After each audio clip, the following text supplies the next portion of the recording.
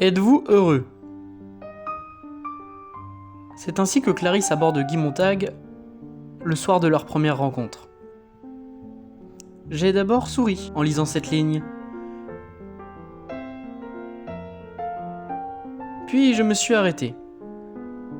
Parce que cette question, d'une banalité absolue, va chercher quelque chose de profond chez Guy Montag. Et peut-être chez vous aussi. Guy Montag est pompier. Il a 30 ans, il est marié. Mais dans le monde de Fahrenheit 451, les pompiers n'éteignent pas les feux. Ils les allument. Leur mission? Brûler les livres. Tous les livres. Y compris les textes religieux, niant ainsi l'existence des personnes qui y figurent. Et si par mégarde vous en possédiez un,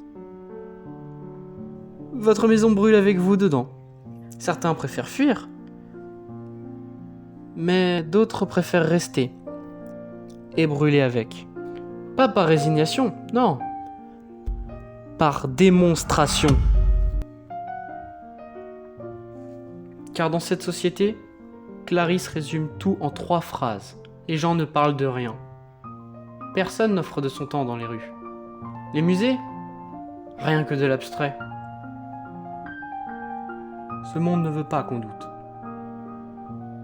Pas qu'on débatte. Pas qu'on se dispute. Moi, je dis surtout, plus qu'on pense, plus qu'on réfléchisse, qu'on existe.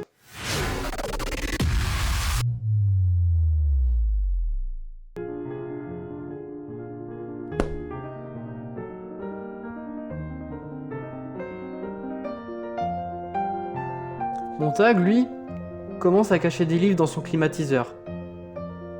Il rencontre Faber, un vieil intellectuel qui lui dit ce que les livres sont vraiment. Des livres lui dégringolaient sur les épaules, les bras, le visage.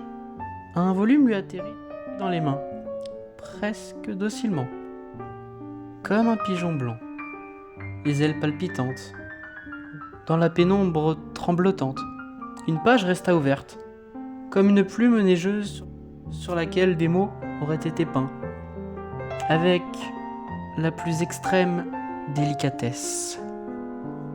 Montag n'eut le temps d'en lire une ligne, qu'elle brûla sous ses yeux, qu'elle flamboya dans son esprit une minute entière, comme imprimée au fer rouge. Le temps s'est endormi dans le soleil de l'après-midi. Les hommes lançaient dans l'air des pelotées de magazines qui s'abattaient comme des oiseaux massacrés. Dans ce monde, les livres ne sont pas de la culture. Ce sont des armes. La sirène sonne, les pompiers arrivent devant chez lui. Mildred sort et murmure « Pauvre famille, pauvre famille, tout est fini à présent. » Montag doit brûler sa propre maison.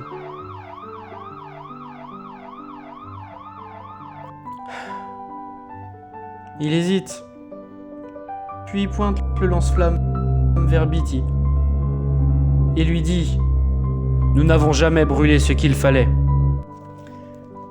Il est traqué en direct à la télévision. La police demande à tout le monde d'ouvrir sa porte au bout de 10 secondes. Dans l'obscurité, Montag atteint un fleuve et se laisse emporter par le courant. Brrr. Il trouve des hommes autour d'un feu. Mais pas un feu comme les autres. Celui-ci, il ne tue pas. Il réchauffe.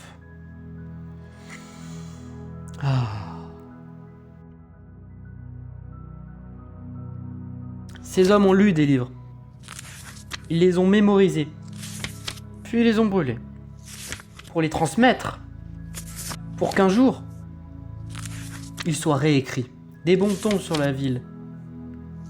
Les innocents subissent les retombées. Et Montag, survivant, invite à regarder le monde pour reconstruire. Je cite, Page 201.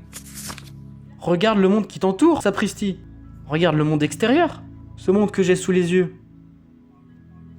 Fahrenheit 451 a été écrit en 1953. Et pourtant, Ray Bradbury semble l'avoir écrit aujourd'hui. Si vous cherchez un roman qui vous interroge autant qu'il vous dérange, lisez Fahrenheit 451. Et posez-vous la question que Clarisse a posée à Montag. Êtes-vous heureux ?